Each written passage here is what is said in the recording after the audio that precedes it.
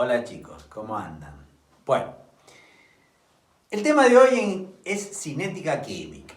Cinética química, velocidad de reacción, teoría de las colisiones, etcétera, etcétera.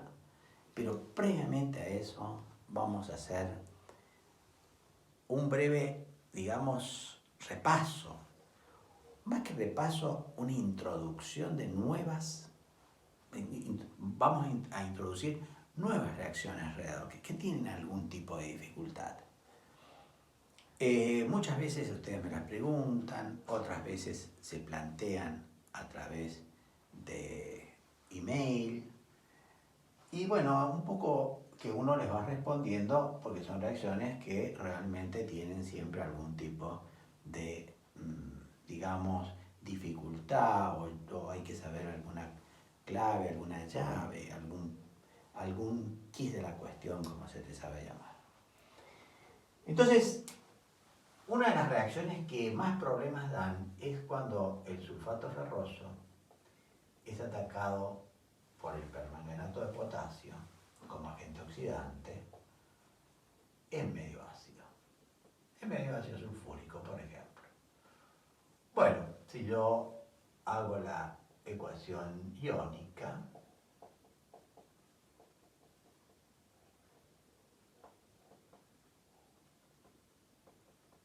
digo, bueno, estoy en un medio ácido fuerte, necesariamente el permanganato se va a reducir a catión manganoso.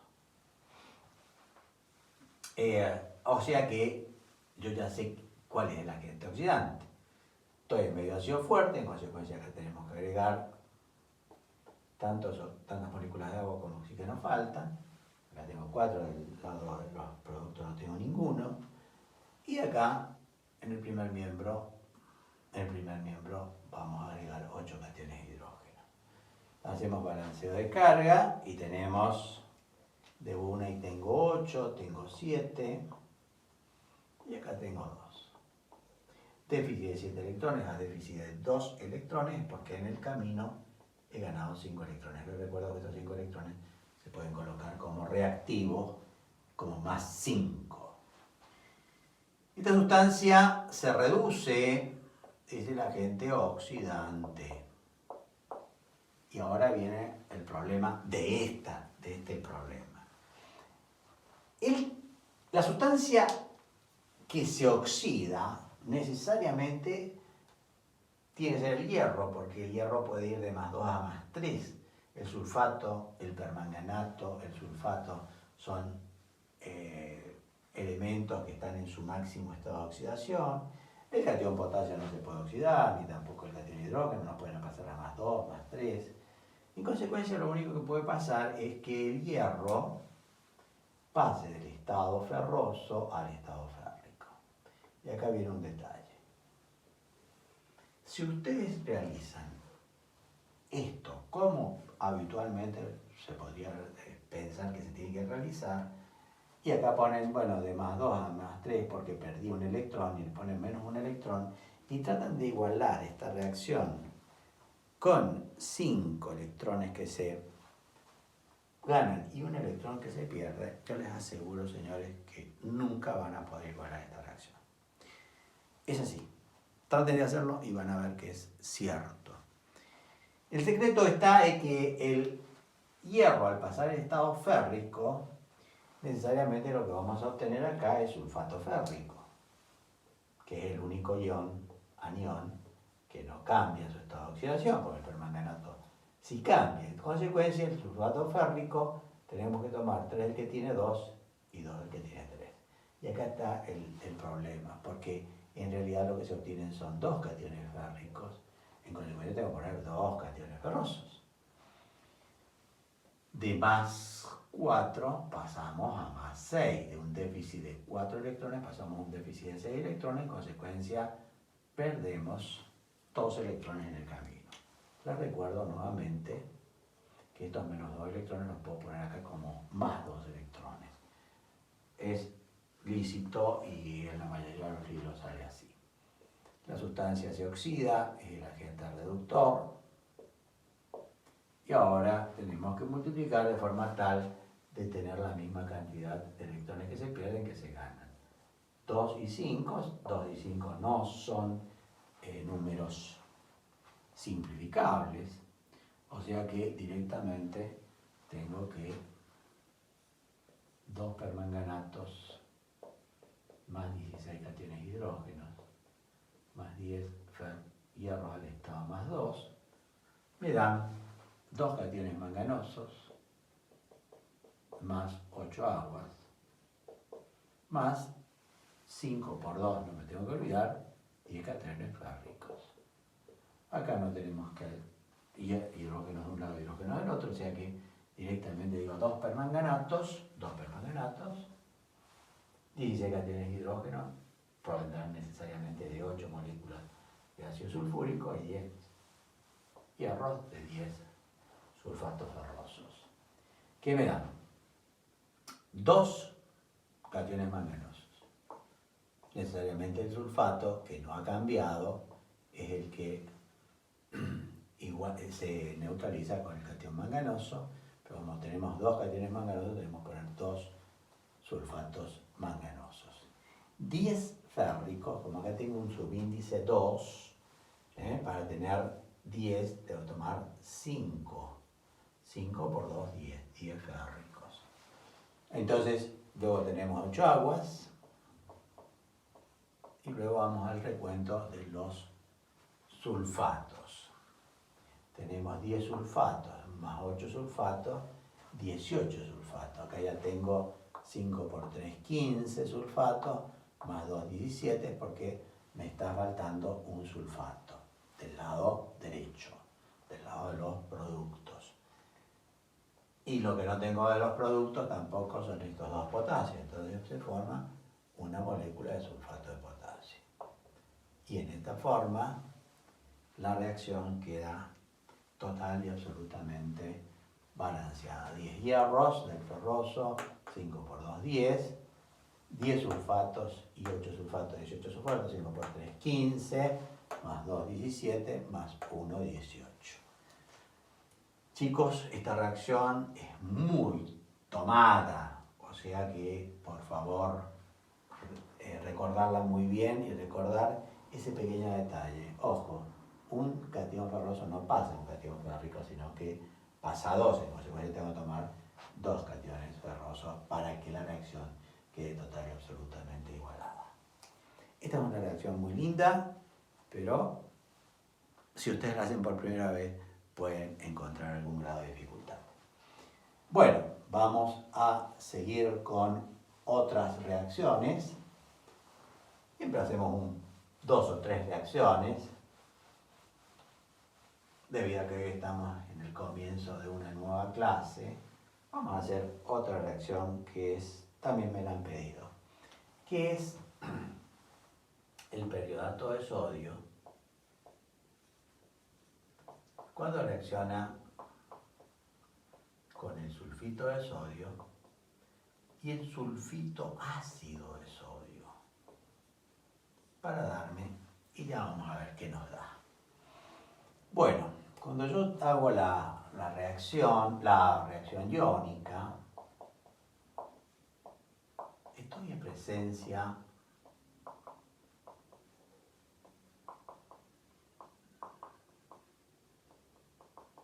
esto lo puedo colocar así o lo puedo colocar directamente como sulfito ácido.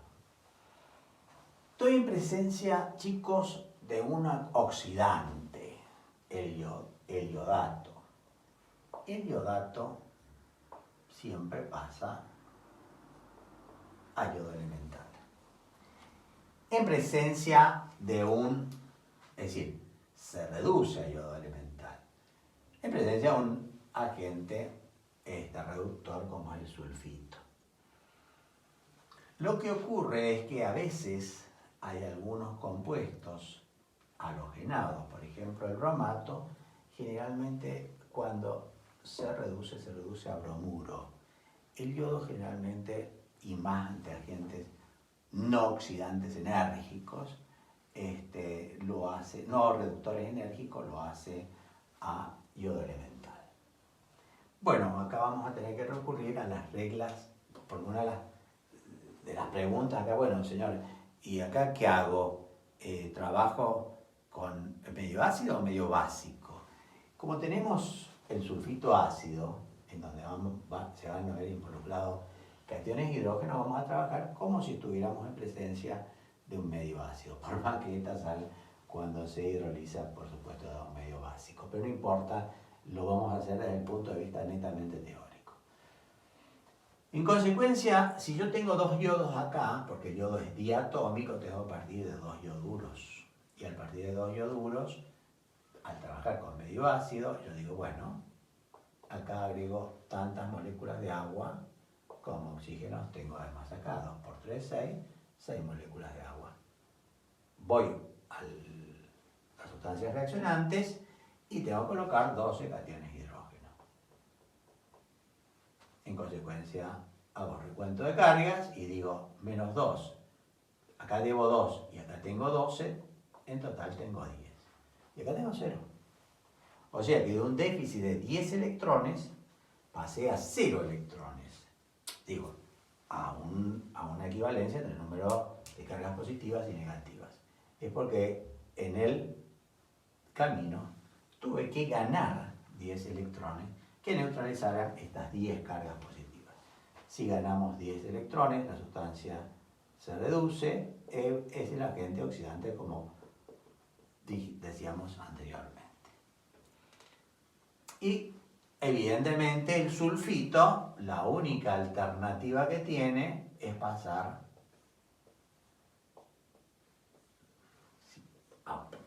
si esta se reduce, alguien se tiene que oxidar y el sulfito se tiene que oxidar a sulfato.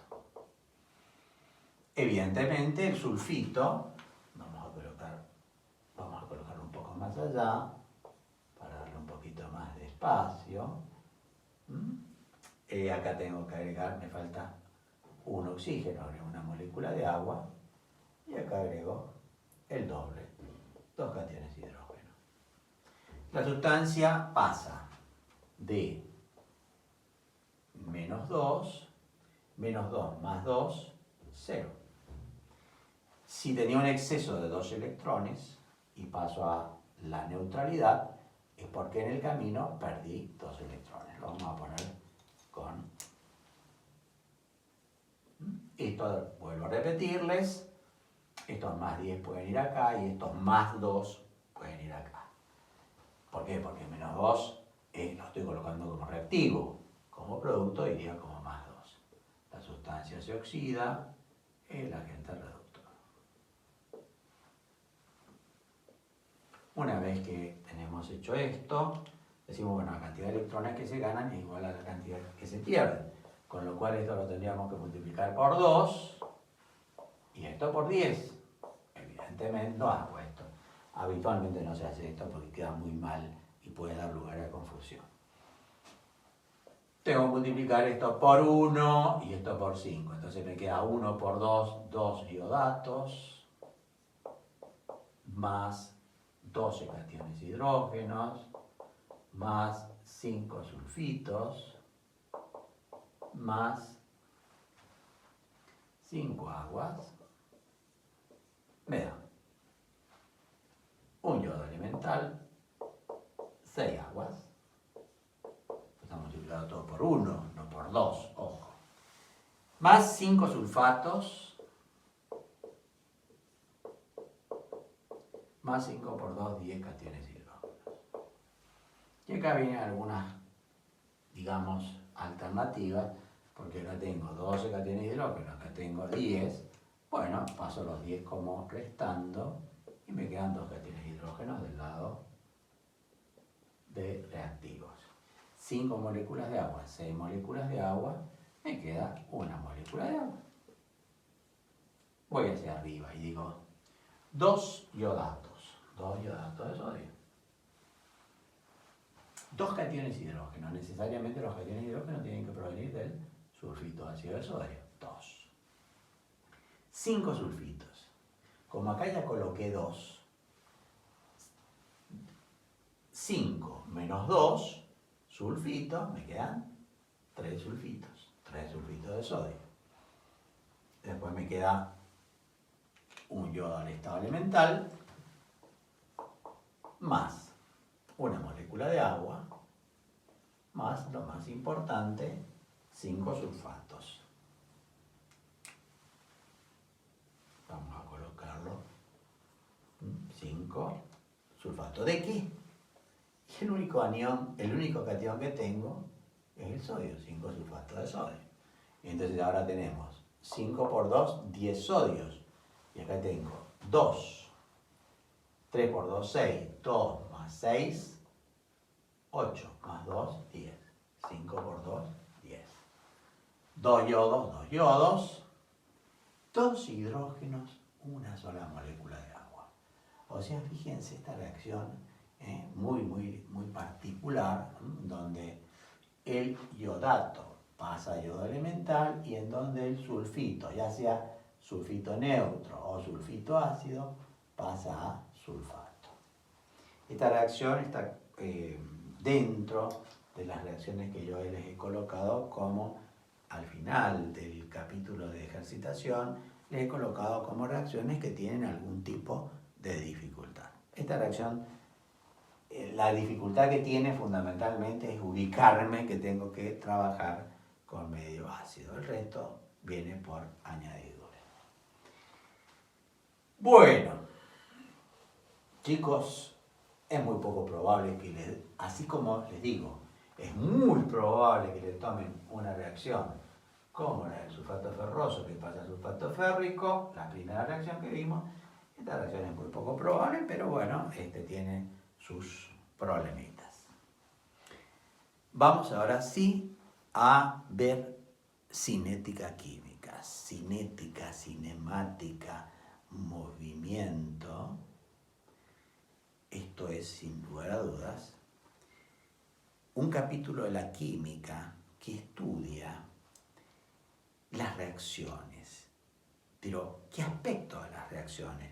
Porque hemos estudiado las reacciones de acuerdo a la clasificación, hemos estudiado cómo igualar una reacción, recién hemos procedido a igualar una reacción redox, pero ahora vamos a ver en qué tiempo se producen esas reacciones. Es a ello que se denomina, o a lo cual fundamentalmente se dirige el capítulo de la cinética química. No obstante eso, también en cinética química nos preguntamos cuál es el mecanismo íntimo de las reacciones. Entonces, por un lado se estudia la velocidad, por el otro lado, dentro de la cinética química, se estudia el cómo se producen las reacciones. Entonces, lo primero que vamos a ver en cinética química o en cinemática, podríamos hablar incluso hasta de cinemática, no es correcto el dicho, ¿no es cierto? Vamos a proceder a ver cómo algunas reacciones se producen en forma excesivamente rápida. Si yo tengo, por ejemplo, una combustión de la famosa gasolina, suponiendo que la gasolina sea todo octano, esta es la fórmula molecular del octano, tiene sus isómeros, por supuesto, en presencia de oxígeno. Como toda combustión completa, ustedes saben que la combustión de la gasolina no es completa porque se produce monóxido de carbono, bueno, siempre hay un porcentaje de oxidación que va a ser completa y un porcentaje de oxidación que va a ser incompleta. Vale decir, un porcentaje que me va a llevar a dióxido de carbono y agua y otro porcentaje que me va a llevar a monóxido de carbono y agua, que es el gas tan peligroso ese del cual yo les hablaba, que es muy tóxico porque tiene una preferencia por la hemoglobina, la hemoglobina tiene una preferencia por el monóxido de carbono y no por el oxígeno, y por eso nos intoxicamos. Volviendo a esto, supongamos que el 100% de las moléculas de la nafta sean octanos, bueno, nos vamos a 8 moléculas de dióxido de carbono, tenemos 18 hidrógenos, tendríamos 9 moléculas de agua. 9 por 2, 18. Siempre yo les voy a decir, en química orgánica se iguala por los carbonos y los de hidrógeno y al final por el oxígeno. Por supuesto, no haciendo el número, esta reacción se puede igualar por el número de oxidación. Esta igualación que estoy haciendo yo es al tanteo, ¿no? 8 por 2, 16, más 9, 25. 25 átomos de oxígeno son 12,5 moléculas de oxígeno. Esto puedo ponerlo así o con 2 por 1, 2 por 12,5, 25, me dan 2 por 8, 16 y 18 moléculas de agua. Es decir, puedo hacerlo con estos coeficientes o con estos coeficientes para actuar con números enteros de moléculas. Esto no me interesa en este momento. Lo único que yo les digo es que esta reacción de oxidación es prácticamente instantánea. Tan instantánea es que se produce una explosión. Por eso se llaman motores a explosión. Cuando una combustión es muy rápida, se produce una explosión. Bueno, o sea que una explosión no es otra cosa que una combustión que se realiza en un periodo de tiempo muy pequeño. Si el tiempo es pequeño y la cantidad de sustancia transformada es grande, tenemos una velocidad de reacción muy rápida. Mientras que, por ejemplo, si yo oxido el hierro, dejo un clavo de hierro y para obtener óxido férrico, el famoso óxido férrico, esta reacción lleva sus días, no lleva segundos, no lleva minutos, lleva días, en donde el hierro se cubre, el hierro a medida, supóngase que sea un clavo de hierro, ¿sí? Entonces el hierro está en la tierra, clavado en la tierra, este hierro comienza a llenarse o rodearse de un material rojo que la gente normalmente conoce como herrumbre. Se herrumbró el hierro. Y eso lleva días. Y para que se oxide el oro, lleva años. O sea, realmente las velocidades de reacción pueden ser muy rápidas o muy lentas, pero siempre va a haber una velocidad. Nosotros, cuando ingerimos proteínas, hidratos de carbono, lípidos, fundamentalmente, es decir, cuando estamos ingiriendo, por ejemplo, pan, estamos ingiriendo fundamentalmente hidratos de carbono. Cuando ingerimos grasa, estamos ingiriendo lípidos. Cuando ingerimos un trozo de bife, un trozo de carne, estamos ingiriendo fundamentalmente proteínas. Esas sustancias complejas, altamente complejas quiere decir que tienen un elevado peso molecular, porque, por ejemplo, la harina con la cual se hace el pan, el almidón, es una molécula, es una macromolécula formada por miles de moléculas de glucosa. Los lípidos son también sustancias pesadas que se pueden descomponer en otras más sencillas. Y las proteínas son aminoácidos, qué sé yo, 70, 80 aminoácidos unidos entre sí, 90, 100, lo que ustedes imaginan. La primera proteína, por ejemplo, que es la más liviana, digamos, convencionalmente es la insulina, que tiene aproximadamente 51 aminoácidos. Entonces, cuando ingerimos esas sustancias, evidentemente en nuestro tubo digestivo no se absorben. Existen los jugos digestivos, el jugo gástrico, ya vamos a estudiarlo en digestión, el jugo pancreático, etcétera, que tienen enzimas, el mismo intestino tiene enzimas que producen la hidrólisis, vale decir, rompen los hidratos de carbono, rompen los lípidos, rompen las proteínas en subunidades más pequeñas y esas subunidades más pequeñas se absorben. Estamos ante un proceso que se llama digestión. Y ese proceso de digestión todos sabemos que dura un determinado tiempo, entre 4 o 6 horas aproximadamente. Nosotros estamos digiriendo lo que ingerimos, la comida. Entonces hay un tiempo en el cual se produce esa ruptura, esa hidrólisis, digamos, achicamiento de las moléculas en moléculas más sencillas capaces de ser absorbidas. Ese tiempo, abajo como denominador, y la masa de sustancia que yo ingreso, me va a dar un tiempo de digestión. O sea que hasta biológicamente, todas las reacciones que ocurren biológicamente son reacciones en las cuales puedo medir la velocidad de reacción. Algunas en forma aproximada, en otras en forma mucho más exacta.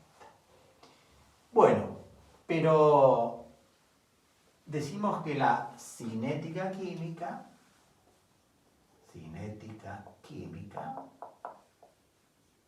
y lo vamos a escribir aunque esto lo tienen por supuesto en el folleto, tanto virtual como,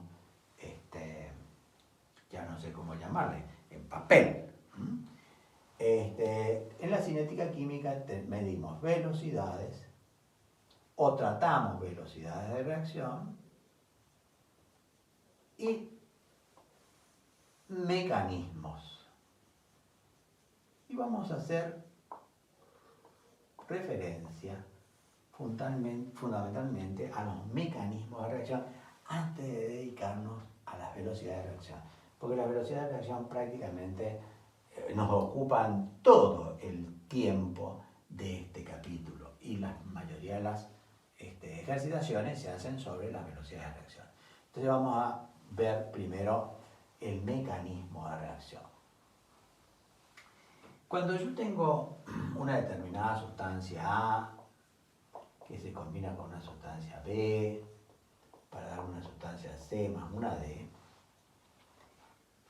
evidentemente lo primero que tenemos que tener en cuenta al hablar de mecanismo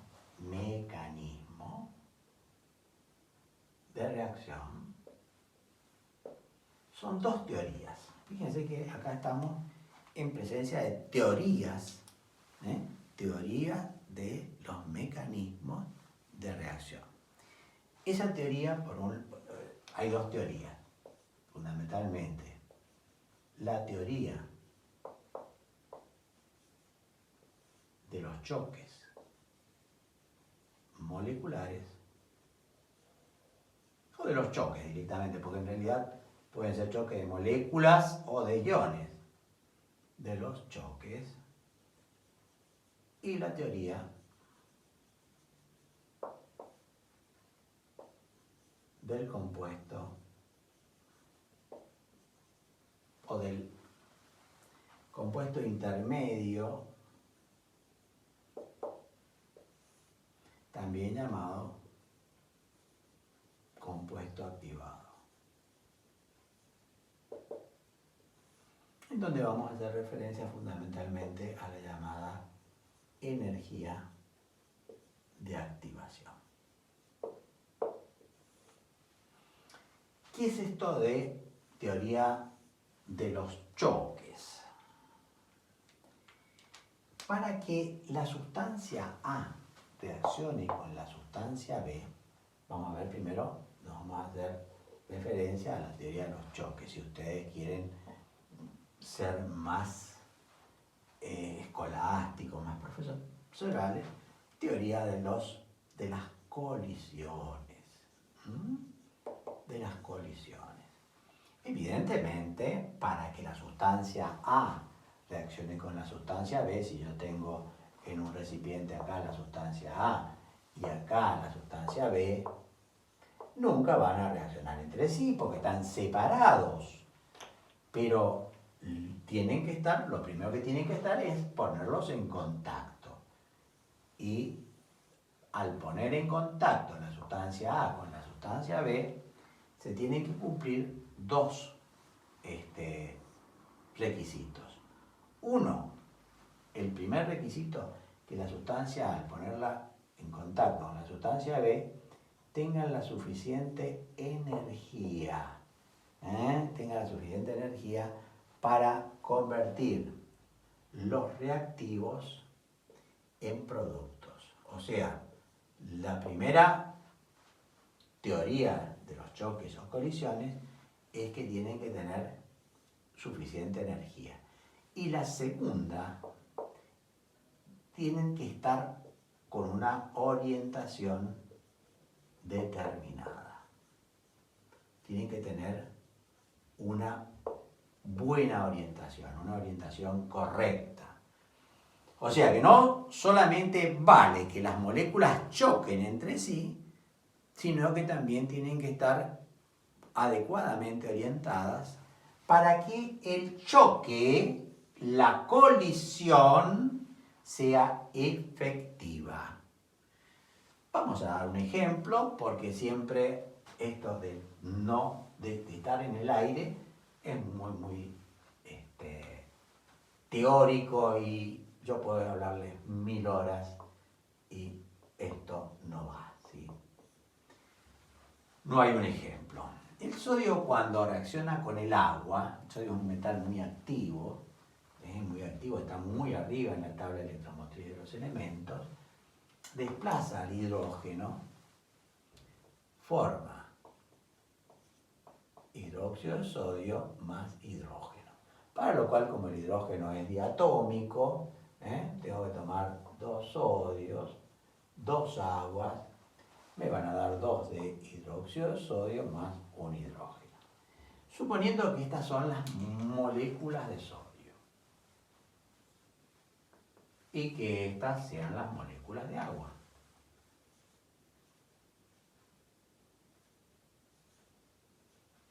Entonces, para que el choque sea efectivo, tenemos que tener un contacto, un choque entre las moléculas de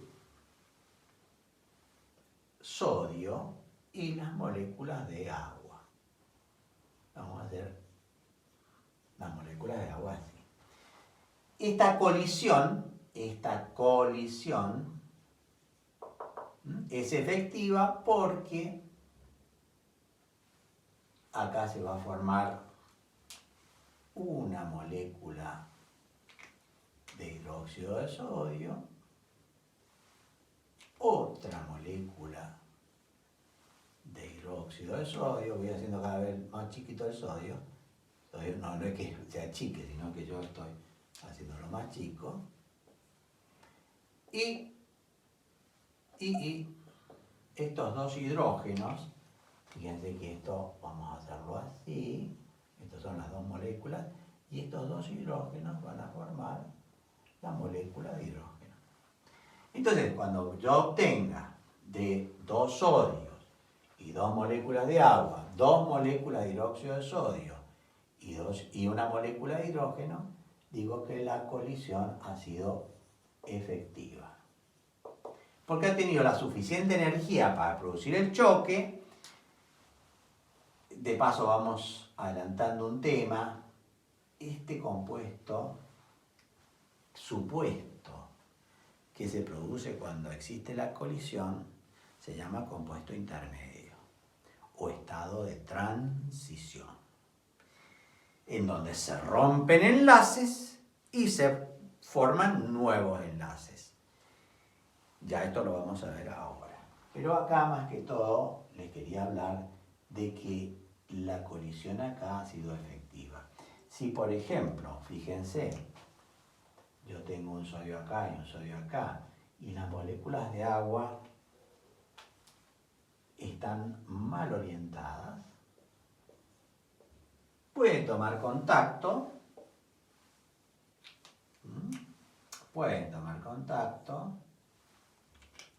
vale decir tener un estado Pero después de tener ese contacto, vuelvo a tener sodio más 2 moléculas de agua.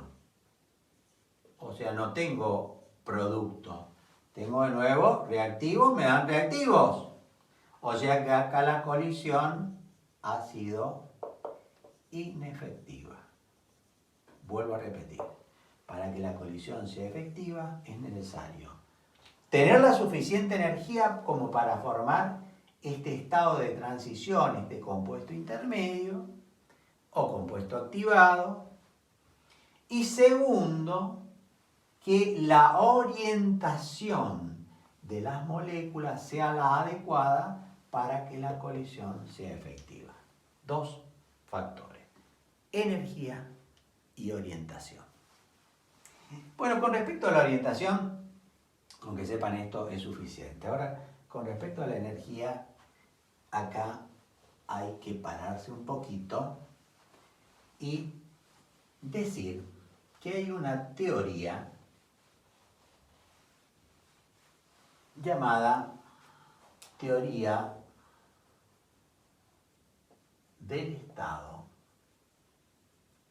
de transición. Teoría del estado de transición. También algunos le llaman estado intermedio.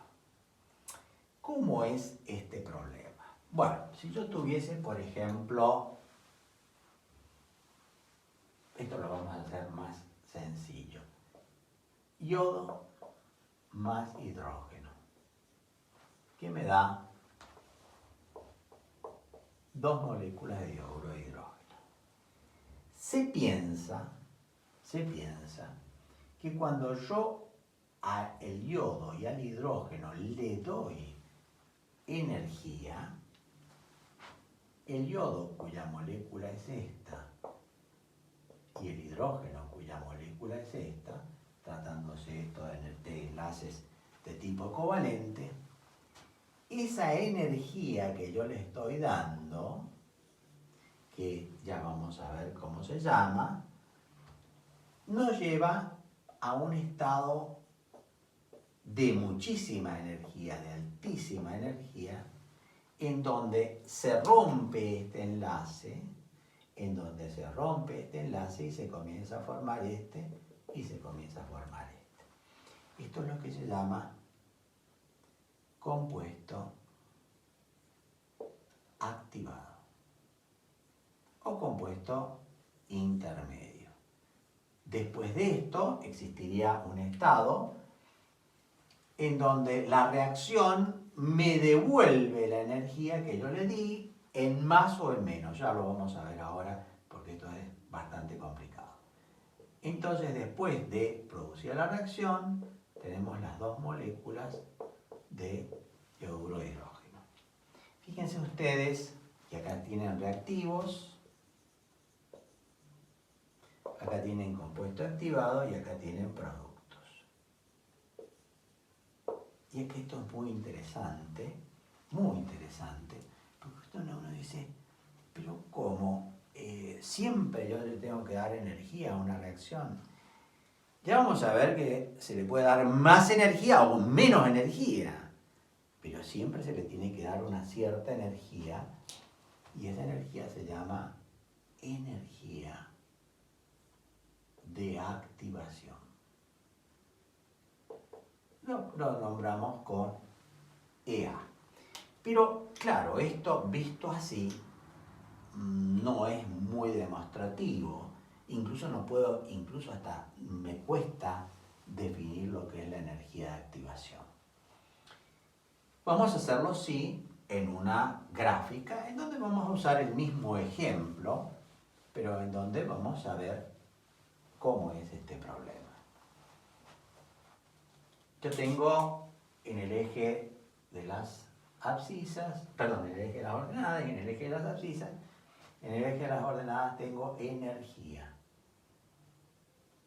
Y acá tengo el yodo más el hidrógeno, que tienen una determinada energía. Esta energía es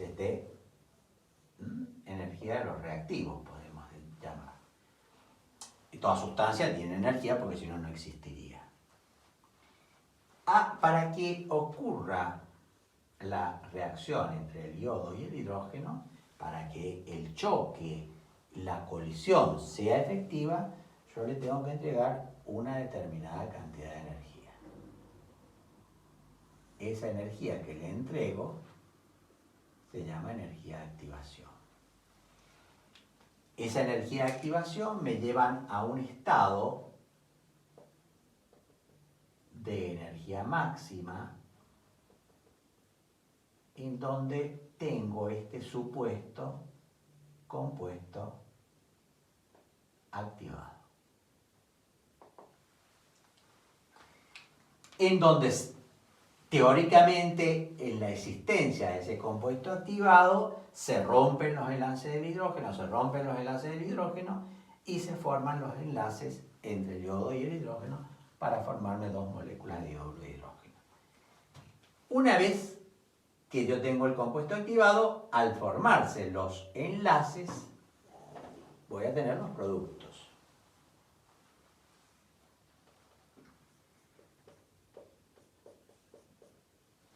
Las dos moléculas de yoduro de hidrógeno.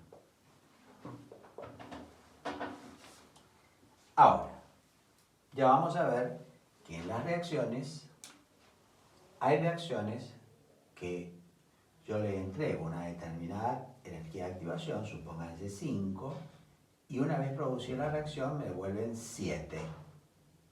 Supónganse que sea esta. O sea que me devuelven más energía que la que yo le entregué. Yo le entregué 5 y me devuelven 7. Esas reacciones se llaman reacciones exotérmicas. Mientras que hay otras reacciones que en lugar de entregarme esa energía, me entregan menos energía. Yo le entregué 5 y se quedaron con 3. Y me entregan nada más que 3 y se quedan con 2.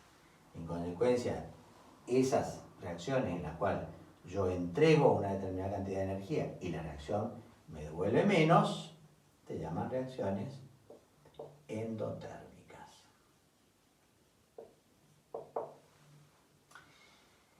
Bueno, pero señor, ¿cuál es la definición en definitiva de la energía de activación?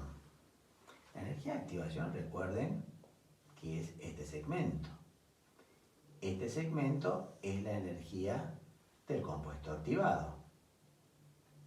Energía del compuesto activado, que va desde este punto hasta la base 0. Y esta es la energía de los reactivos. La mejor definición de la energía de activación es la energía de activación es la diferencia entre la energía del compuesto activado, o sea, del estado de transición, de ese estado de transición o estado intermedio, menos la energía de los reactivos. Fíjense que con esta fórmula, si a este segmento, energía del compuesto intermedio, le resto la energía de los reactivos, me queda la energía de activación. Esta es la mejor forma de definir energía de activación. Y yo estoy definiendo energía de activación en una forma total y absolutamente independiente de lo que pase después de la energía de activación, que la reacción sea endotérmica o exotérmica. La estoy definiendo en función de la energía del compuesto activado y la energía de los reactivos. Después lo que pase no me interesa, pero para la definición de energía de activación, la mejor definición es la diferencia entre la energía del compuesto activado, del compuesto intermedio y la energía de los reactivos. Ahora, esta energía de activación, a veces uno dice, yo tengo un ambiente, por ejemplo, acá de gas, y digo, es combustible. es muy combustible, señor. Sí, pero la combustión no es espontánea. Aunque sea, yo tengo que darle una pequeña cantidad de energía para que las moléculas de gas que existen en este ambiente, si hay una pérdida de gas, tomen contacto con el oxígeno, se combustionen en forma violenta y produzcan una explosión. ¿Pero cómo, señor? Y sí, porque yo puedo tener este ambiente lleno de gas, totalmente aislado del resto, y yo no le doy nada de energía, y ese ambiente de gas persiste por siempre y jamás, sin producirse esa combustión. Sin embargo, yo vengo, abro la puerta y tengo la mala suerte de decir no veo nada, prendo un fósforo, o a lo mejor el accionar de la pedida de la luz produce un arco voltaico ínfimo y esa pequeña energía produce una explosión tremenda. O sea que la energía de activación puede ser pequeña, generalmente en las combustiones, en las explosiones, en aquellas reacciones muy rápidas, o puede ser muy grande la energía de activación. Y cuando la energía de activación es grande, muy grande, generalmente la reacción es muy lenta. Y acá viene algo que es fundamental. Ustedes se tienen que acordar bien de la definición de energía de activación, y una vez que ustedes se acuerden de la definición de energía de activación, en ese momento ustedes tienen que relacionar energía de activación con velocidad de reacción. Y energía de activación y velocidad de reacción, recordar que son magnitudes inversamente proporcionales. Y acordarse de un ejemplo que yo les voy a dar ahora y después vamos a hacer el ejemplo físico.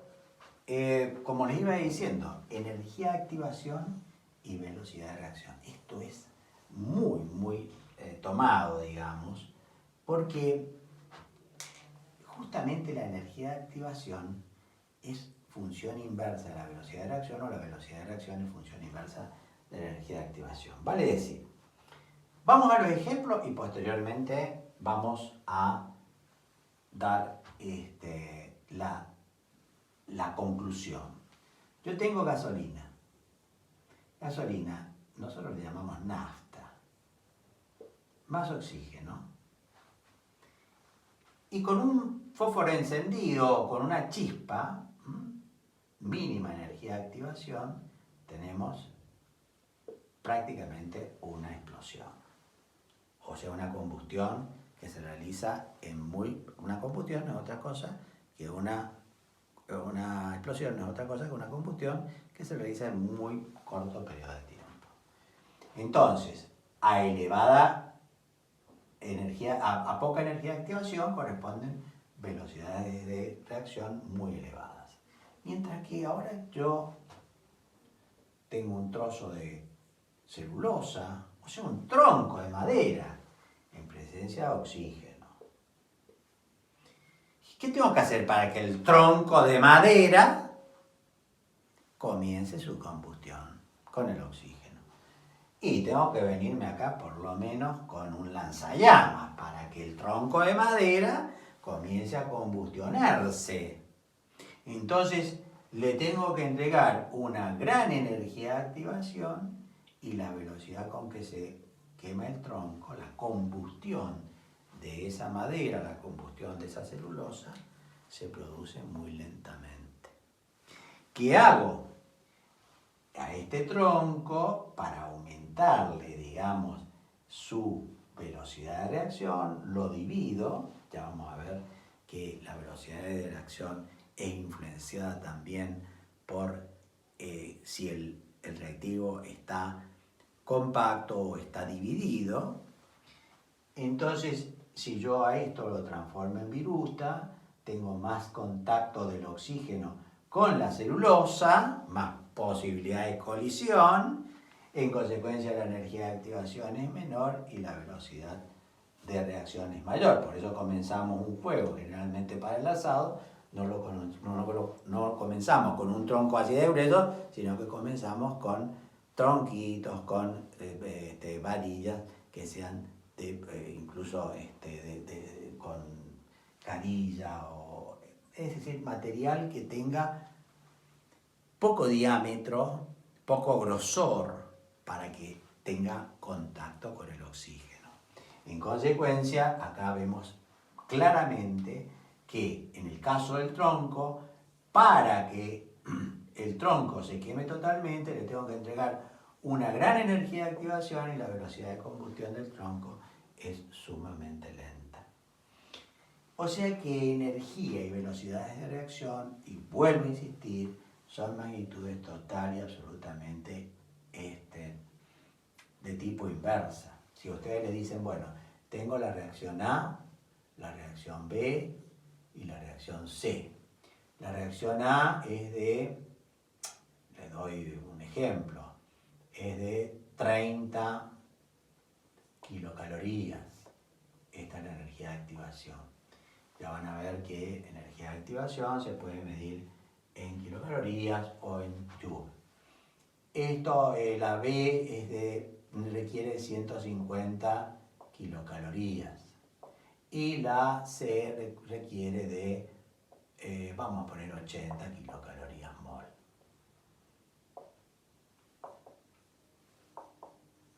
Y les dicen, bueno, ordene esas reacciones en forma creciente, por ejemplo, en forma creciente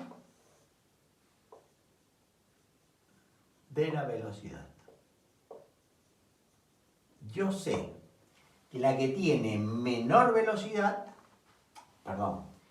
que la que tiene menor energía de activación es la que va a tener mayor velocidad. Entonces acá voy a colocar A. Acá voy a colocar C y acá voy a colocar B.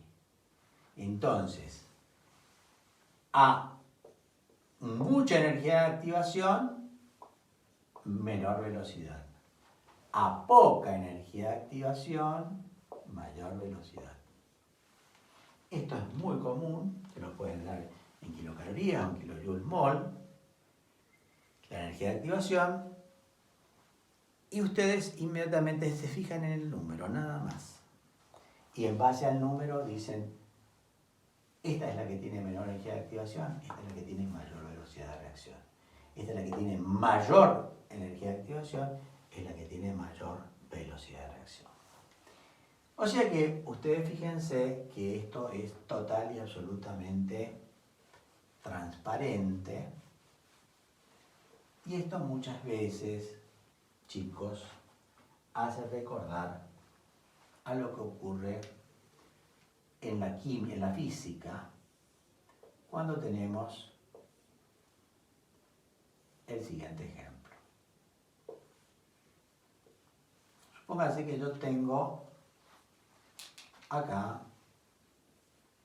una piedra, una roca. Para que esta roca se supere, digamos, el aroma, tengo que entregar una determinada energía.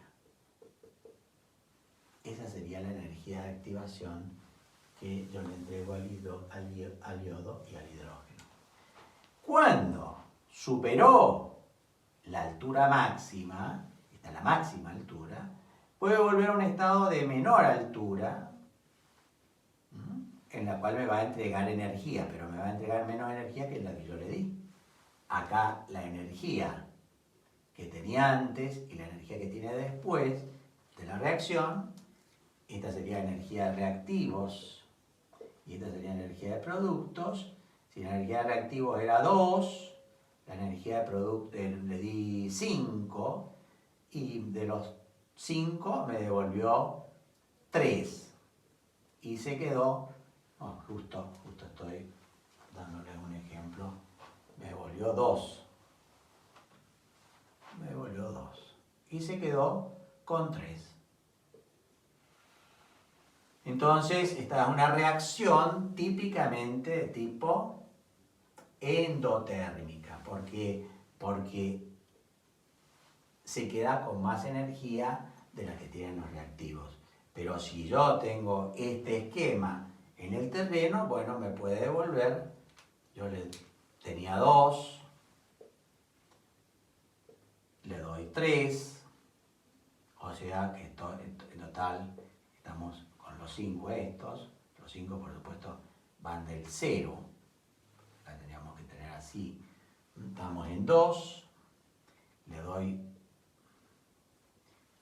5 y la reacción me devuelve 8. Me devuelve más energía de la que yo le di, perdón, este no es 3, es 5. En consecuencia, en una reacción yo puedo tener este caso físico en el cual los reactivos, una vez que se produce el estado intermedio, conservan más energía que los reactivos, pero siempre menor energía que el compuesto intermedio.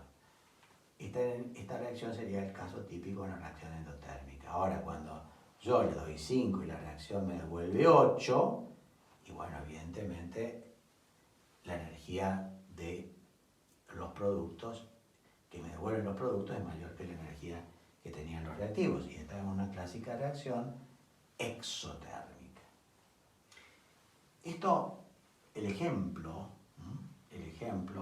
de tipo físico nos ayuda a entender que hay reacción, que la energía de activación no es otra cosa que el obstáculo, digamos, que tenemos que vencer para que los reactivos tomen contacto entre sí, choquen efectivamente, lleguen a ese estado llamado estado intermedio o estado de transición de máxima energía. Acá tenemos la máxima energía.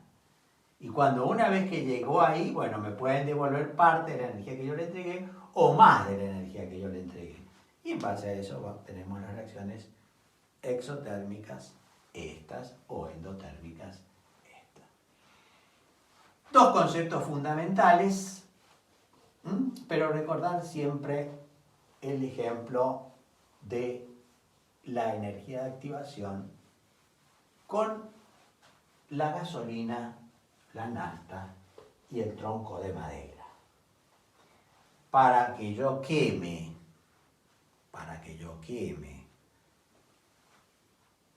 gasolina, necesito muy poca energía de activación. ¿Y cómo se produce la reacción? Rápidamente, como una explosión. Por el contrario, cuando yo tengo un tronco de madera, para que se queme, que tengo que venir con un lanzallamas, para que se queme ese tronco. ¿Y cómo se va a quemar el tronco? Lentamente. O sea, que a mucha energía de activación para que la reacción se produzca, yo le tengo que entregar mucha energía y la reacción se produce en forma muy lenta. O sea, acuérdense de eso por lo menos para siempre saber. Energía de activación y velocidad de reacción son magnitudes inversamente proporcionales. Bueno, vamos ahora a ver el concepto de velocidad de reacción. Velocidad de reacción. Acá, al hablar de velocidad de reacción, tenemos que tener varias, digamos, premisas. La primera premisa, si yo tengo un reactivo A que se convierte en uno B, vamos a hacer primero un ejemplo muy sencillo.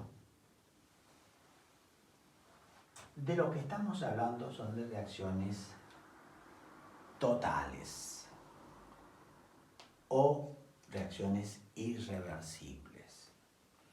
Entonces, antes de hablar de velocidad de reacción, a mí me gustaría ponerles una clasificación o introducirlos en una clasificación de reacciones. Clasificación de reacciones. Pero, señor, ya lo hemos hecho este tema, la clasificación de las reacciones. Pero es que necesariamente vamos a escribirlo bien, de acuerdo al criterio clasificación de reacciones químicas.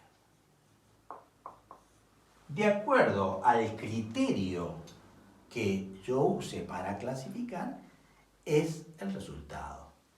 Entonces yo puedo tener reacciones en las cuales el compuesto A más B, reacciona para formar C más D. Y este esquema, si esto es concentración y esto es tiempo, puede ocurrir que A más B pasemos de un máximo de reactivos y en el instante cero hay todo reactivo y nada de producto. A medida que va transcurriendo el tiempo, AB se transforma en C y D. O sea que la concentración de A y B va disminuyendo y la concentración de C y D va aumentando. Hasta que llega el momento, supóngase que la reacción total se cumple en 10 segundos, un tiempo de 10 segundos, al final de los 10 segundos voy a tener todo compuesto, todo producto y nada de reactivo. El reactivo A más B va a bajar a 0 y el producto C más D va a subir al máximo. Estas reacciones en donde los reactivos al cabo de un tiempo T se convierten totalmente en productos se llaman reacciones irreversibles.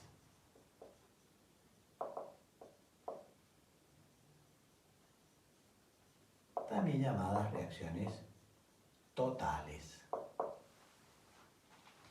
Mientras que hay otro tipo de reacciones,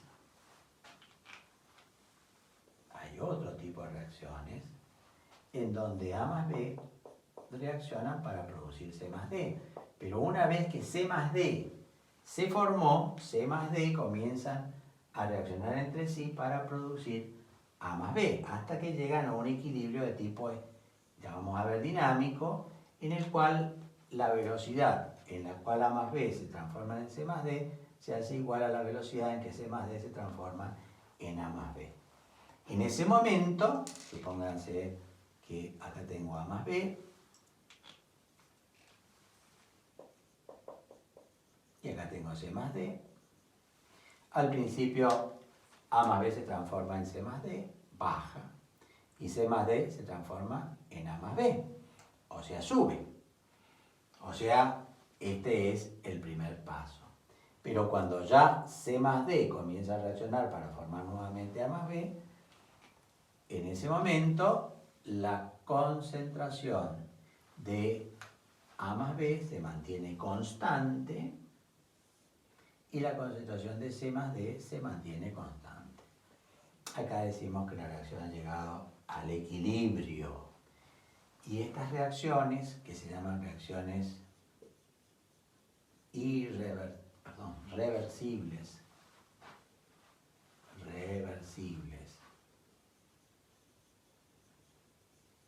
o reacciones parciales. Estas también se pueden llamar incompletas. Y estas completas.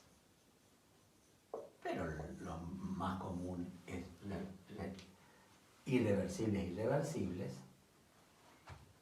Es otra forma de clasificación de las reacciones. Estas se indican generalmente con una flecha unidireccional y esta con una flecha que indica un sentido y que indica el otro sentido, o directamente un segmento en esta forma.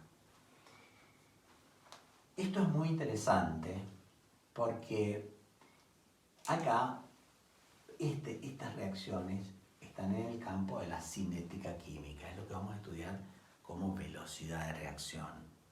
Mientras que estas reacciones reversibles, parciales o incompletas, las vamos a estudiar en equilibrio químico. Que van a ser dos temas que van uno pegado al lado del otro. Vale decir, primero vemos cinética química. Primero vemos fundamentalmente velocidades de reacción. Y vamos a ver de qué factores dependen la velocidad de reacción.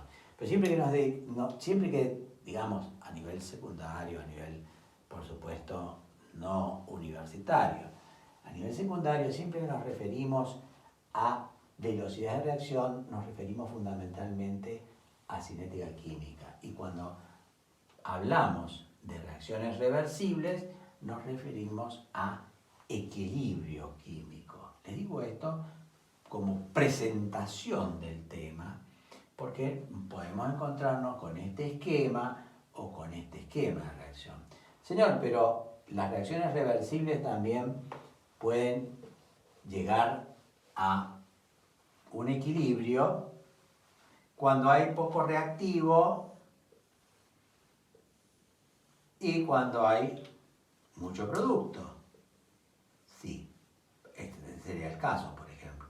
El equilibrio se establece cuando hay poco producto, acá se establecía cuando había mucho reactivo y poco producto. Y acá, en este esquema, cuando hay poco reactivo y mucho producto. Siempre y cuando se mantengan constantes a través del tiempo las concentraciones, tanto este esquema como este esquema me representan una reacción reversible. Estas reacciones reversibles van justamente van a conseguir un estado de equilibrio y justamente es lo que vamos a estudiar en equilibrio químico. Esto es muy interesante porque en realidad con esto yo les voy a presentar equilibrio. Y acá también vamos a hablar de velocidades. Pero vamos a hablar de una velocidad directa y de una velocidad inversa. Cuando la velocidad directa se hace igual a la velocidad inversa, y dentro del recipiente vamos a tener A, B, C y D. Vamos a tener reactivos y productos. Y acá vamos a tener también A, B, C y D. Solamente que acá vamos a tener mucha concentración de A y B, poca concentración de C y D, y acá vamos a tener mucha concentración de C y D y poca concentración de A y B. Pero dentro del recipiente existen ambas realidades. En cambio acá, en el recipiente al principio hay A y B y al final hay C y D, nada más. O sea que en estas reacciones los reactivos se han transformado totalmente en los productos. En este tipo de reacciones, reactivos y productos llegan a un equilibrio. Y en el recipiente vamos a tener tanto reactivos como productos. Si es de este tipo el equilibrio, bueno, tendremos muchos productos y pocos reactivos, muchos reactivos y pocos productos, y este caso, el caso inverso. Nosotros en velocidad, nos vamos a hacer referencia fundamentalmente a las reacciones irreversibles o reacciones totales. También les quiero decir que una reacción,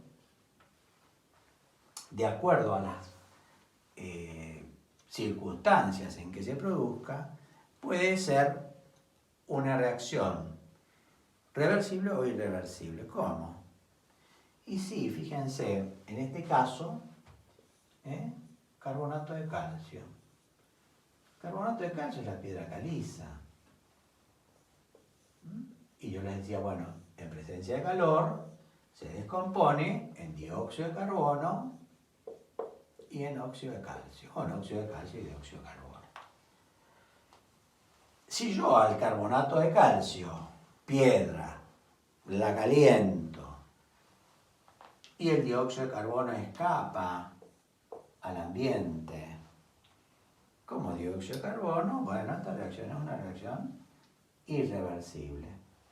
Pero si yo a esta reacción la encierro en un recipiente en donde tengo carbonato de calcio y ese carbonato de calcio lo caliento, se va el dióxido de carbono, queda el óxido de calcio, pero luego el dióxido de carbono, como está en un ambiente cerrado, el dióxido de carbono comienza a reaccionar con el óxido de calcio para volverme a formar carbonato de calcio. Esta reacción se transforma en una reacción reversible.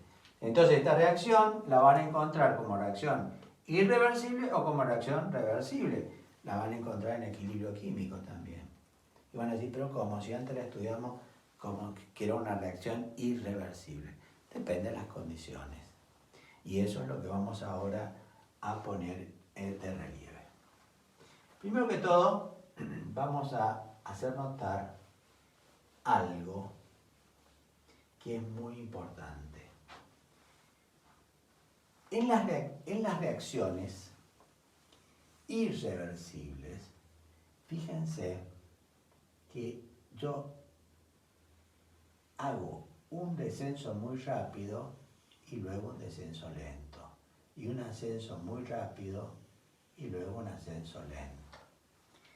Vale decir que si yo mido la velocidad de reacción en el instante 1 segundo, la variación de concentración es muy grande. Y si yo la mido en el instante 4 segundos, qué sé yo, la variación de concentración es muy pequeña. O sea, en el mismo periodo de tiempo, acá se produce una gran variación, acá se produce una pequeña variación. Esto no es lineal, esto tiene esta forma, como una forma exponencial. ¿Por qué se produce esto? Bueno, porque al principio de la reacción, al haber mucho reactivo, la reacción se produce muy rápido. ¿Por qué? Porque al haber mucho reactivo dentro de un recipiente o dentro de un espacio, se producen muchos choques intermoleculares. Entonces la velocidad de reacción es alta, mientras que cuando yo voy disminuyendo la cantidad de reactivos, cada vez dentro del recipiente quedan menos reactivos, quedan menos sustancias para chocar entre ellas y la velocidad disminuye. Es por eso que esta curva, que la vamos a ver ahora en un ejemplo cuando veamos velocidad de reacción, acuérdense que no es que la concentración no baja en forma lineal, baja en forma de curva, en donde al principio las velocidades de reacción son muy grandes, las velocidades que se llaman instantáneas, o sea, en un determinado tiempo, las velocidades son muy grandes y en otro tiempo a medida que transcurre el tiempo, va disminuyendo esa velocidad. Pero vamos a definir lo que es una velocidad de reacción, en donde supongamos que A más B me dé C más D. Vamos a medir A y vamos a medir C, la concentración de A y la concentración de C. La concentración de A través del tiempo, 1 segundo, 2 segundos, 3 segundos, 4 segundos, 5 segundos. ¿Bien? Entonces la velocidad de A, dijimos que la concentración de A, estamos hablando de concentración y acá estamos hablando de tiempo. La concentración de A va a disminuir.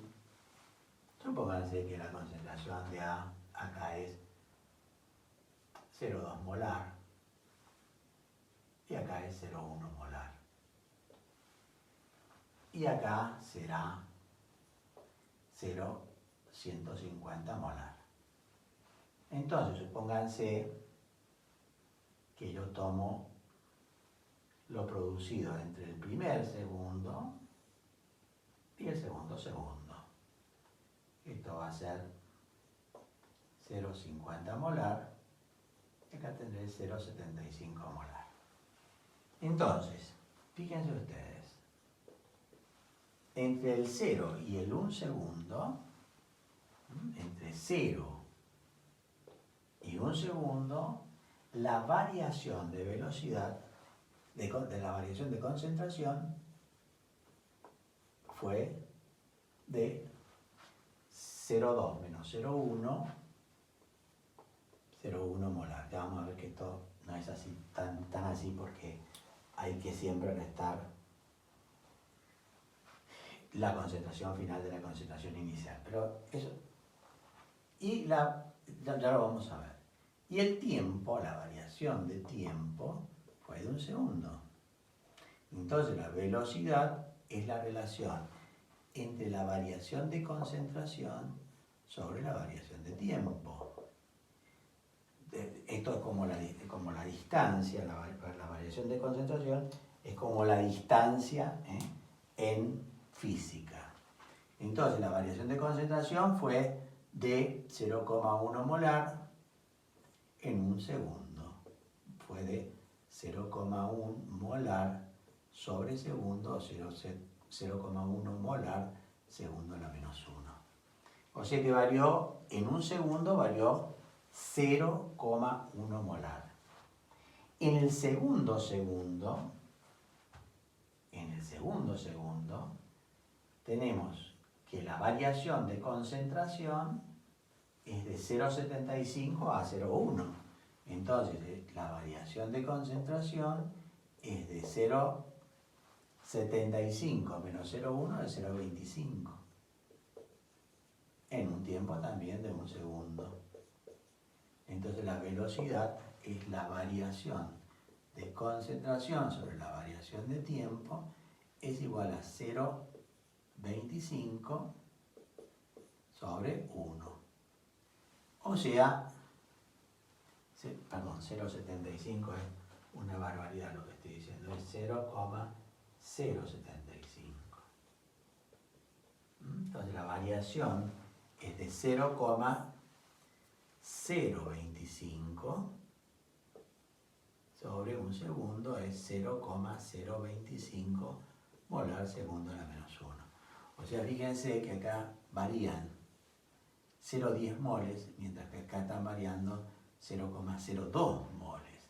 Esto para que, más que todo, para que ustedes interpreten que acá la variación de concentración en el mismo periodo de tiempo y acá la variación de concentración en el mismo periodo de tiempo va disminuyendo la variación de concentración. Por eso la curva no es una curva lineal, sino que es una curva muy parecida a una función logarítmica y la otra a una función exponencial, aunque no es exactamente así. Pero ahora vamos a tener que dar una serie de indicaciones para trabajar con el esquema. Fíjense ustedes que si estos son los A y B, bueno, en mi caso A es el reactivo y C es el producto. En un determinado momento, la concentración, habíamos dicho que esto era 0,2, esto era 0,1, y supongamos que tenemos esta variación de concentración. Supongamos que esto sea 0,175 y que esto sea 0,125. Entonces, y que esto sea un tiempo entre el primero y el segundo segundo. Fíjense ustedes, esta es la concentración inicial y esta es la concentración final. Vale decir, yo comienzo con 0,175 y termino con 0,125.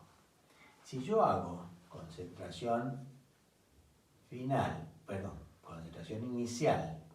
menos concentración final, tendría 0,175 menos 0,125, 0,050. No habría problema. Pero la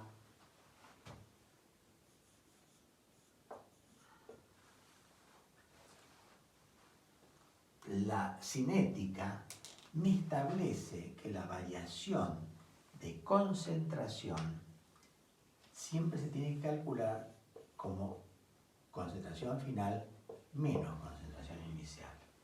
Entonces acá se me presenta un problema con los reactivos.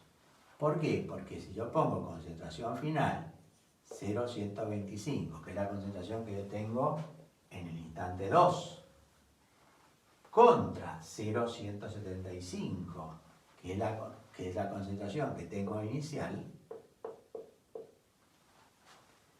me va a dar un número menor restado a un número mayor. Con lo cual voy a obtener una variación de concentración negativa.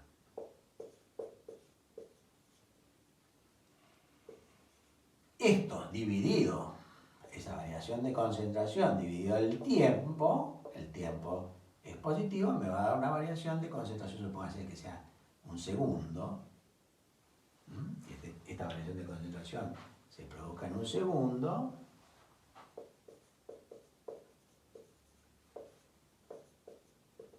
Sería una variación de concentración negativa, porque negativo dividido positivo me da negativo. Y las velocidades, a diferencia de lo que ocurre en la física, la velocidad de reacción es no pueden existir velocidades negativas. O existen velocidades pequeñas o velocidades grandes, pero no pueden existir velocidades negativas. Entonces, al no poder existir velocidades negativas, cuando yo calculo la velocidad de un reactivo, y como siempre me exigen colocar concentración final menos concentración inicial, cuando yo calculo la velocidad de reactivos, siempre voy a poner menos la variación de la concentración sobre la variación de tiempo. Esto es una letra griega que se llama delta mayúscula, que quiere decir variación. En esa forma, si yo calculo la velocidad de reacción, yo digo, de esta reacción, yo digo menos, y me da menos 0,050 molar sobre un segundo, me queda velocidad de reactivo, menos 0,050 dividido 1, 0,50, y menos me va a dar más.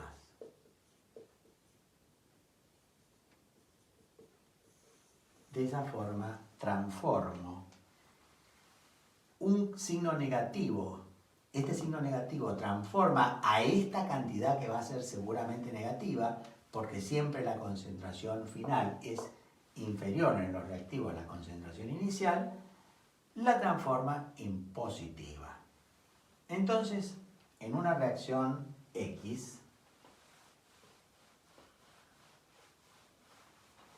siempre hablamos de velocidad de reacción, y ya vamos a decir, nos vamos a meter con los coeficientes. ¿Por qué? Porque en una reacción yo puedo tener, supóngase, ácido ortofosfórico más hidróxido de calcio,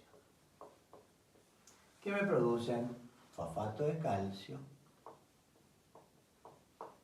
más agua.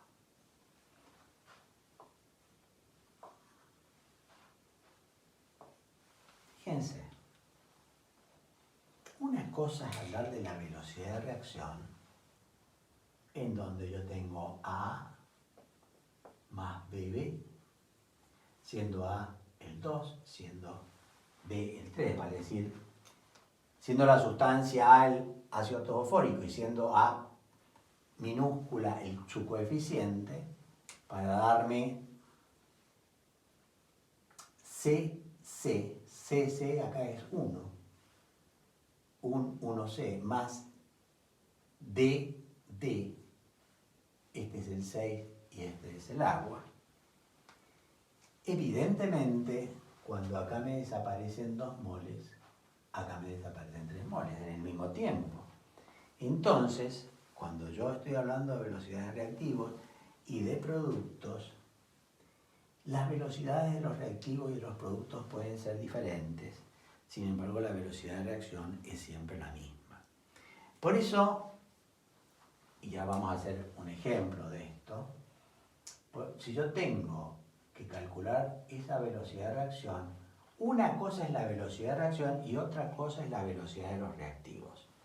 Entonces, acá vamos a hacer lo siguiente, vamos a hablar de velocidad del reactivo A, de velocidad del reactivo B, de velocidad del reactivo C y de velocidad del reactivo D. Bien clarito.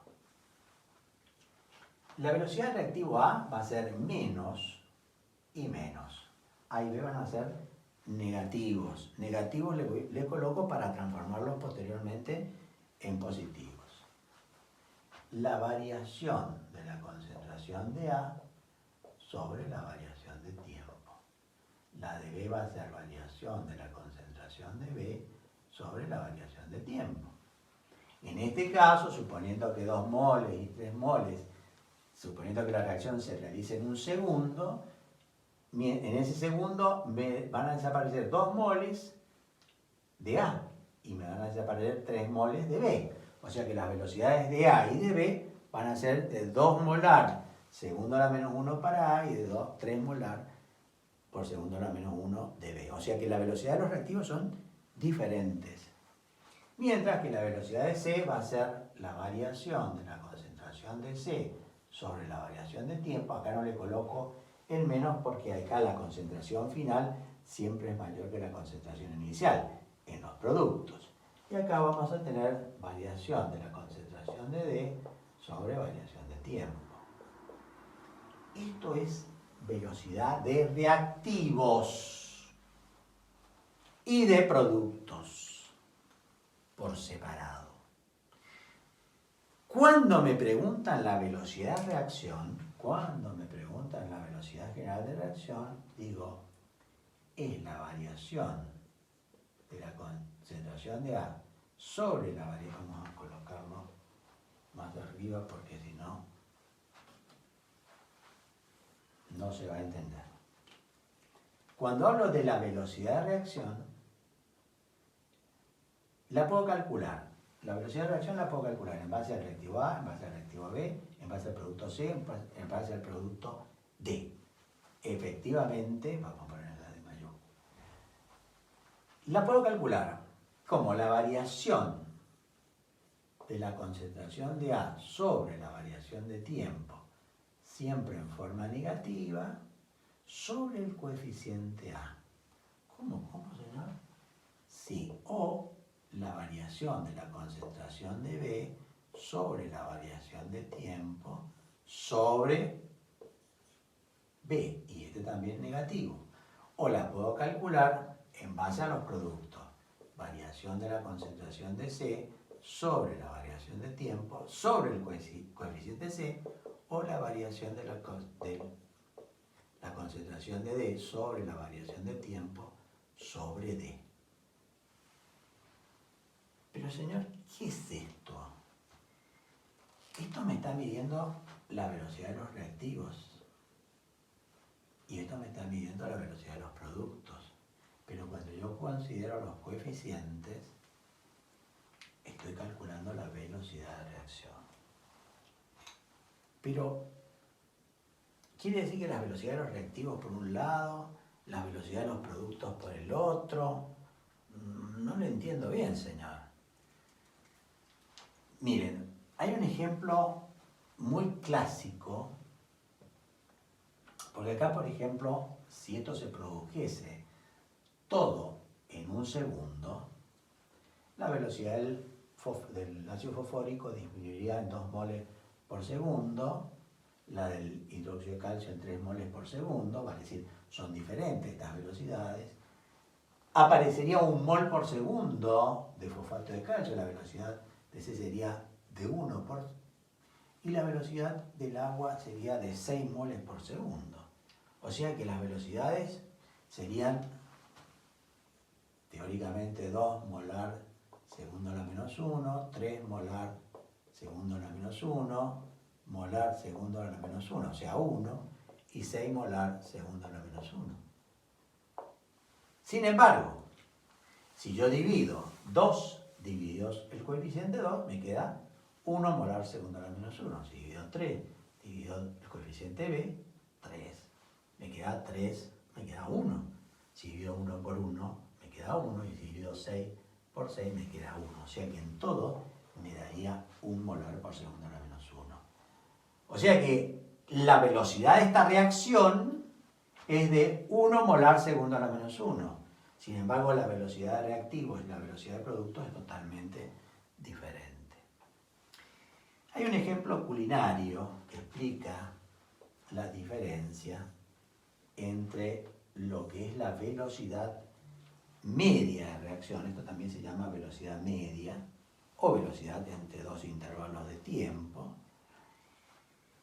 y lo que son velocidades de reactivos. O sea que estamos hablando de la velocidad de reacción y la velocidad de reactivos.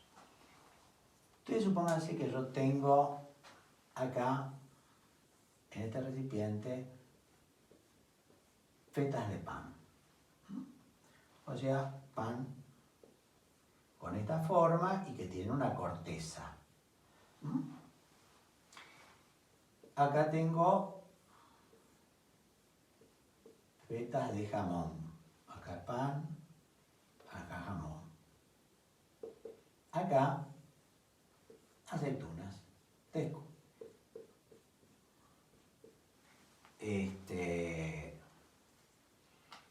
Y le digo al maestro sanguchero aceituna. Por supuesto sin carozo, ¿no es cierto? Y le digo al maestro, mire, usted tiene que, primero que todo, cortar el pan sacándole la corteza. O sea que cada pan me va a dar 4 cortezas. Y cada otro pan me va a formar otras 4 cortezas. Le vamos a colocar 2 fetas de jamón y le vamos a colocar 3 aceitunas. Usted va a hacer un sándwich con 2 fetas de jamón, 2 panes, 2 jamones y 3 aceitunas. Esto va a ser un sándwich y me va a tirar en este recipiente las cortezas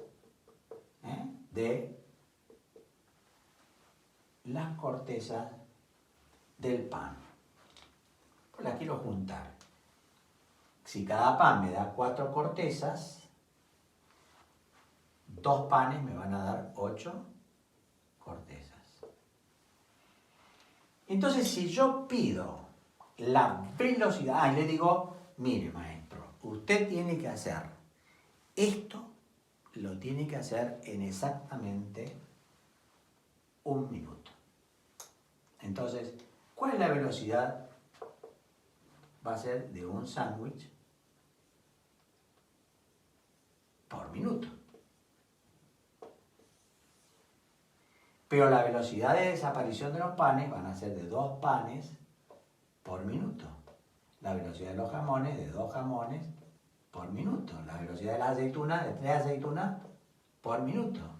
Y la velocidad de las cortezas de 8 cortezas por minuto. Como ustedes ven, la velocidad de los reactivos y la velocidad de los productos pueden ser diferentes. Sin embargo, si yo divido a la velocidad de los panes por el coeficiente del pan, me queda 1. Por el coeficiente del jamón, me queda 1. Por el coeficiente de las aceitunas, me queda 3 dividido 3, 1. Esto lo divido por 1 y esto lo divido por 8. 8 dividido 8 me queda 1. Y la velocidad general de reacción va a ser de un sándwich por minuto. O sea, la velocidad de los reactivos y la velocidad de los productos pueden ser diferentes entre sí. Entonces yo tengo que estar muy atento si a mí lo que me están preguntando es velocidad de algún reactivo, velocidad de algún producto, o si lo que me están pidiendo es la velocidad de reacción. Y ahora vamos a hacer un ejemplo para que ustedes lo tengan claro. ¿A qué me refiero yo con esto? Supónganse que a mí en esta reacción me dicen calcule la velocidad de reacción de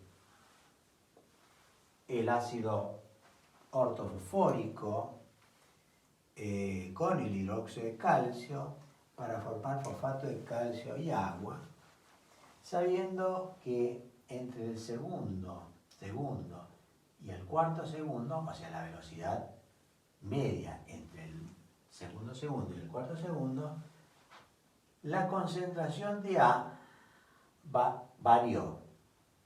En el segundo de 0, pongámosle 250 a 0, 150 molar. Esa fue la variación. Entonces yo digo, bueno, ¿cuál es la variación de concentración de A? La variación de concentración de A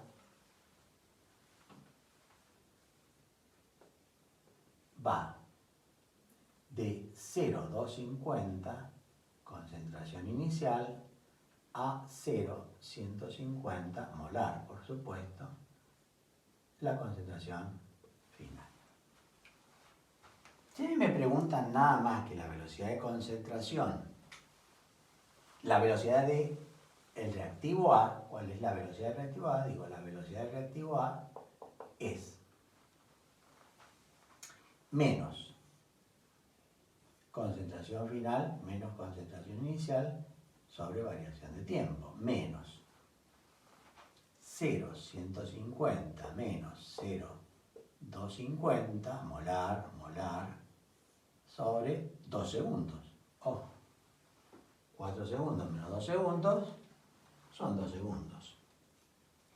Me queda 0,250, por supuesto tengo que hacer, me queda menos 0,100. Si resto de un número menor un número mayor, me queda menos 0,100 molar sobre 2 segundos. Y esto me queda menos más, me queda 0,100 molar sobre 2 segundos.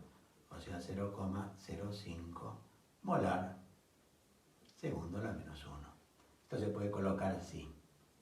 Molar sobre segundo, molar por segundo a la menos 1, molar a su vez puede ser mol sobre litro. Mol sobre litro sobre segundo. O mol por litro a la menos 1, segundo a la menos 1. O también mol por litro a la menos 1 sobre segundo. Todas estas son expresiones total y absolutamente sinónimas. Lo que habitualmente se coloca en molar sobre segundo, y si es una reacción que se mide en minuto, molar por minuto a la menos 1. Y si es una reacción que se mide en hora, por hora a la menos 1. Fíjense que la velocidad de A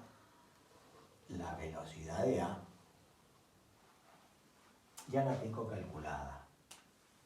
Entonces yo tengo velocidad de A 0,05 molar segundo a la menos 1. Pero esa es la velocidad de A. Y yo tengo que La velocidad de reacción es la variación de la concentración de A sobre la variación de tiempo sobre el coeficiente A menos la variación de la concentración de B sobre la variación de tiempo sobre B, esto es negativo porque son reactivos, sobre la variación de concentración de C sobre la variación de tiempo sobre C, sobre la variación de la concentración de D sobre variación de tiempo sobre D, siendo estos los coeficientes y estas las concentraciones. ¿Qué calculé acá yo? Y calculé la velocidad de A. Pero si me piden la velocidad de la reacción, tengo que dividir la velocidad de A sobre el coeficiente A. O sea que la velocidad de A va a ser 0,05 molar segundo a la menos 1 sobre 2, que es el coeficiente del ácido ortofórico. Y me va a quedar en 0,025 molar segundo a la menos 1. O sea que la velocidad de reacción esto se llama velocidad media de reacción entre el segundo y el cuarto, entre el segundo segundo y el cuarto segundo es de 0,025 molar segundo a la menos 1. Señor, y ahí me quedo, no puedo calcular más. Si una vez ustedes calculan la velocidad de reacción, es muy fácil calcular cada una de las reacciones. ¿Por qué? Vamos a irnos hacia arriba. Y no vamos a dejar nunca, nunca de ver esta fórmula general. Entonces ahora si a mí me preguntan, ¿la velocidad reactivo B cuál va a ser? Y la velocidad de B, a ver, vamos a calcularla. ¿Qué es velocidad de B? Y velocidad de B es esto. Entonces, la velocidad general de reacción es la velocidad de B sobre el coeficiente B. En consecuencia, la velocidad de B va a ser igual al coeficiente B por la velocidad de reacción.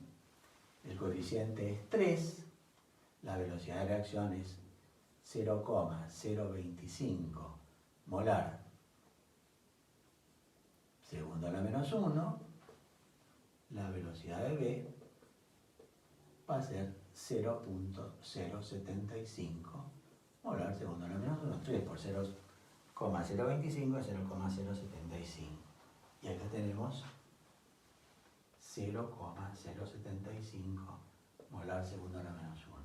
Claro, fíjense, la velocidad de desaparición del hidróxido de calcio es mayor que la velocidad de desaparición del ácido ortofórico, porque mientras acá me desaparecen 3 moles, en el mismo instante me están desapareciendo 2 moles de ácido ortofórico. La velocidad del reactivo C, del producto C, es muy fácil de sacar, porque va a ser la velocidad de C, entonces la velocidad de reacción va a ser B sub C sobre el coeficiente C. O sea que la velocidad de C va a ser la velocidad general de reacción por su coeficiente. ¿Y cuánto es la velocidad de reacción? 0,050 molar segundo a la menos 1. ¿Y cuál es el coeficiente de C? 1. En consecuencia, la velocidad de C va a ser igual. Perdón. La velocidad de reacción.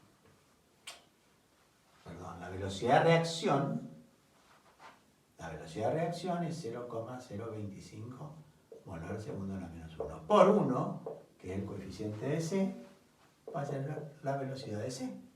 O sea que la velocidad de C va a coincidir con la velocidad de reacción.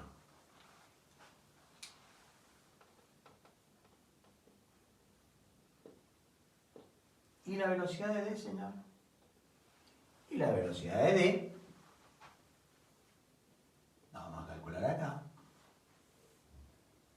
Velocidad de reacción igual a velocidad de D sobre D. En consecuencia, la velocidad de el producto D va a ser igual a la velocidad de reacción por el coeficiente de D. 0,025 molar segundo a la menos 1 molar segundo a la menos 1 por D. ¿Y D cuánto vale? Y en mi caso vale 6. Esta es la velocidad de D. La velocidad de D será, vamos a hacerla en ningún lado porque no tengo la calculadora, pero no importa. 0,025 por 6, 3, 6 por 2, 0,150. 0,150 molar segundo a la menos 1. 0,150 molar por segundo a la menos 1. O sea que yo he calculado en base a un reactivo que me dieron las concentraciones iniciales y finales, pude calcular la velocidad de ese reactivo, dividiéndolo por el coeficiente del reactivo en la ecuación igualada, saco la velocidad de reacción. Y una vez que saqué la velocidad de reacción, la velocidad de B, la velocidad de C y la velocidad de D, la puedo despejar automáticamente como lo he hecho en este caso. Y en este caso, yo tengo que distinguir. Este reactivo desaparece, pero el reactivo B, que es el hidróxido de calcio, desaparece más rápido. Aparece el fosfato de calcio con una velocidad mínima, porque es coincidente con la velocidad general de reacción. Y la velocidad más rápida es la formación de agua. ¿Por qué? Porque cuando acá me desaparece 1 mol, acá me aparecen 6 moles, o sea, 6 veces más de 0,025. Ustedes fíjense, chicos, cómo con un dato yo puedo sacar todos, pero tengo que tener muy en claro, perfectamente en claro, que me están pidiendo. Si me están pidiendo velocidad de reacción, es una cosa. Velocidad de reacción tengo que considerar el coeficiente del reactivo o el coeficiente del producto. O si me están pidiendo velocidad del reactivo. Si me están pidiendo velocidad del reactivo o velocidad de los productos, no lo divido por el coeficiente. Si me preguntan la velocidad de reacción, lo divido por el coeficiente. Siempre está el gran problema. ¿Lo divido, señor, o no lo divido? Según lo que le pregunten. Ustedes han visto que las velocidades de los reactivos y de los productos puede ser totalmente diferente. Con el ejemplo que se ha dicho de paso, el ejemplo culinario es una modificación de un ejemplo que da el libro de Witten. O sea que si lo da el libro de Witten, si a Witten se le ocurrió, o a alguno de sus colaboradores se le ocurrió, es porque realmente es difícil imaginarse que la velocidad de reacción es diferente a la velocidad de los reactivos, de los productos. Una cosa es velocidad de reactivo, una cosa es velocidad de productos, y otra cosa es la velocidad media de reacción. Se llama velocidad media de reacción entre dos términos de tiempo. Siempre les van a dar la diferencia de tiempos. O dada la velocidad y la concentración pueden sacar el tiempo, bueno, despejando eso ustedes ya lo saben desde el punto de vista físico. Chicos, acá dejamos velocidad de reacción, porque ya vamos a ver ahora de qué depende esa velocidad de reacción, de qué factores depende. Cuando recién yo les decía, bueno, fíjense en el tronco, pero si yo al tronco, en lugar de quemarlo, lo divido finamente, lo hago viruta, esa velocidad de combustión va a aumentar notablemente. Entonces, Bueno, la velocidad de reacción entre la celulosa del tronco y la celulosa de la viruta, en definitiva la celulosa siempre es la misma, pero la velocidad de combustión del compacto a lo dividido es diferente. Entonces en la próxima vamos a ver lo correspondiente a esas diferencias. Hoy fijemos perfectamente lo que es velocidad media de reacción, lo que es velocidad media de reacción y lo que es velocidad de reactivos y velocidad de productos. Si ustedes entendieron eso, es total y absolutamente lícito decir que esta clase fue un éxito. Si no entendieron eso, por favor, háganmelo saber. Bueno, nos despedimos hasta la próxima y tranquilos, que este tema lo vamos a seguir ejercitando. Hasta luego.